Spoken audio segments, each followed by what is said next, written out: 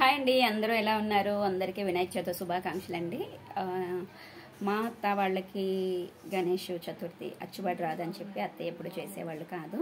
So నేను ఒక 5 years back ఒక ప్రవచనం చూసి, చాగంటి గారి ప్రవచనం చూసి పసుపు గణేషుని చేసుకున్నానండి. చేసి ఆ పూజ 5 సంవత్సరాలు బట్టి చేస్తున్నాను. ఇది 5వ సంవత్సరం.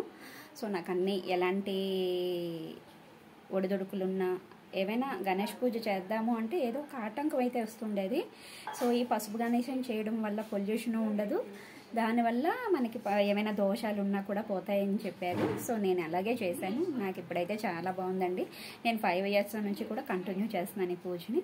మరి మీకు ఇలా ఏమైనా అనిపించినట్టయితే, ఇలానే ఉన్నట్టయితే కంపల్సరీగా పసుపు గణేష్ బాబుని 3 సంవత్సరాలు చేయండి. అది చేసిన తర్వాత మీరు నార్మల్గా వినాయక చవితి అయితే చేసుకోవచ్చు. సో నా ఈ వీడియో మీకు ఇష్టపడితే లైక్ చేయండి, షేర్ చేయండి, సబ్స్క్రైబ్ చేసుకోవడం మర్చిపోకండి. Bye bye.